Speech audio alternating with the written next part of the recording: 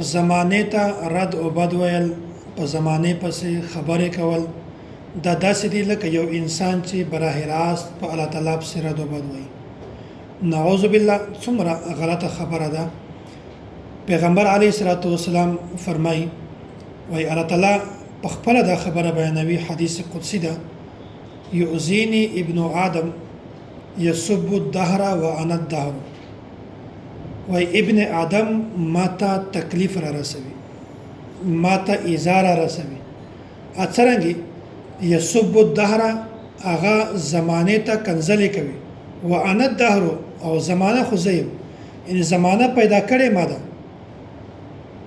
او داسې بیا الله تعالی فرمایي بیده الامر، په زمانه کې چې کومې تبدیلی راځي، کومې خبرې راځي، کې دا ټول هر شی د ما په دست قدرت کې دي.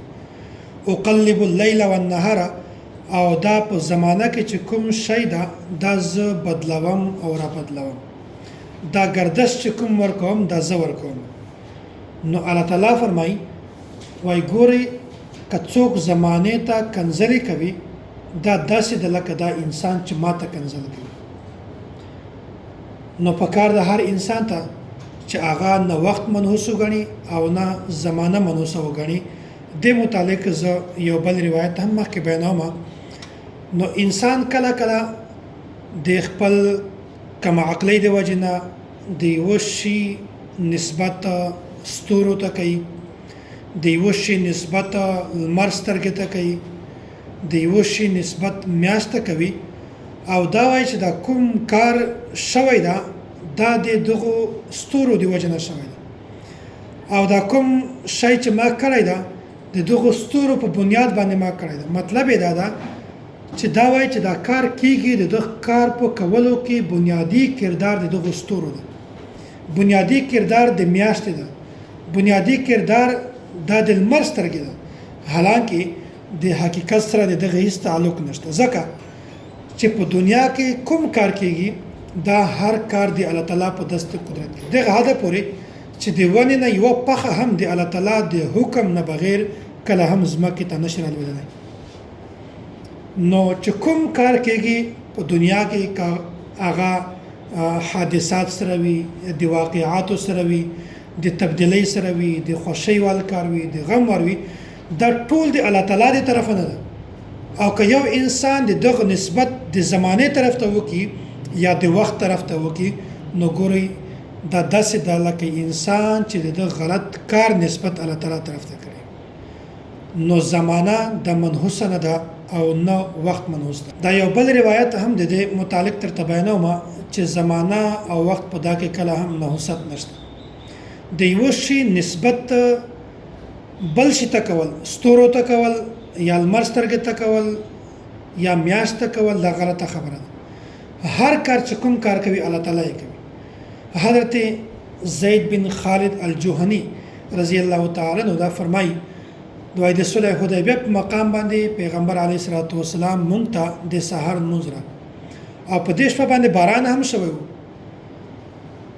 او پیغمبر علیه الصلاۃ والسلام فرمایي هل تدرون ماذا قال ربکم، وای تاسو دا خبره معلومول غواړئ چې د ما رب وس د تاسو رب وسو ویل. الله تعالی کومه خبره بیان کړه، الله تعالی کومه خبره مونږ ته ورسوله. صحابه کرام ورته الله ورسوله عالم، یا رسول الله، الله او د الله رسول په دا خبره باندې خپوي. پیغمبر علیه الصلاۃ والسلام ورته فرمایي اصبح من عبادي مؤمن بي وکافر.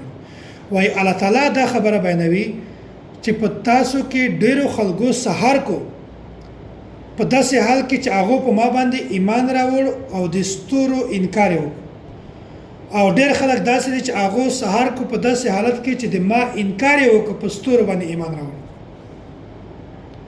اڅرنګي چې بعض خلکو دا کوي چې دا کوم باران شوی دا باران الله تعالی په خپل فضل، خپل کرم سره په مونږ باندې کړی دا د الله تعالی رحمت ته دا الله تعالی په مونږ باندې راوړی دا. نو دغه خلکو په ما باندې ایمان راوړ او د ستورو انکار وکړ.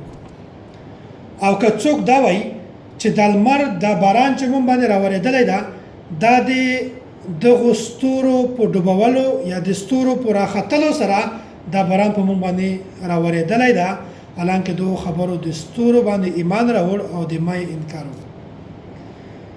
نو الله تعالی دا خبره بیانوي چې ګوري کلمر راخیزوم دا د ما کار کلمر ډوبوم دا د ما کار که د شپې میاشت راخیزوم رڼا جوړوم دا د ما کار هغه ډوبوم تیاره کوم دا د ما کار باران راوروم دا هم د ما کار باران نه راوروم دا هم د ما کار ده.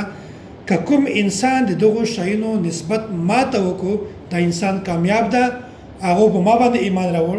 او که کوم خلکو د دغو شیانو نسبت ستوري ته وکړو یا لمر سترګې ته وکړو یا میاشت ته وکړو چې دا لمر دغو شیانو راورولی ده نو دو اصل داسې ده لکه دغو شیو باندې چې ایمان راوړوي او د ما انکار کړی وي. نو ګورئ اصل خبره دا ده چې په دنیا کې چې څومره هم کارونه کېږي دا ټول د الله تعالی د طرفه نه دي. خو که هغه د پریشانۍ وال کار وي یا د نحوست وال کار وي یا د دوکو وال د انسان د تکلیف وال کار وي او بیا سړی د دغو کارو نسبت زمانه ته وکړي یا د دغو کارو نسبت وخت طرف ته وکړي حالانکه دا غلطه خبره ده چې کوم کار کوي دا الله تعالی په خپل فضل خپل قدرت سره کوي. نو نه زمانه منوسه ده او نه وخت منوس ده. الله تعالی د مونږ تاسې ټولو ته د زمانه قدر او د وخت قدر مونږ تاسې ټولو ته راوپېژني. واخر دعوانا ان الحمد لله رب العالمین.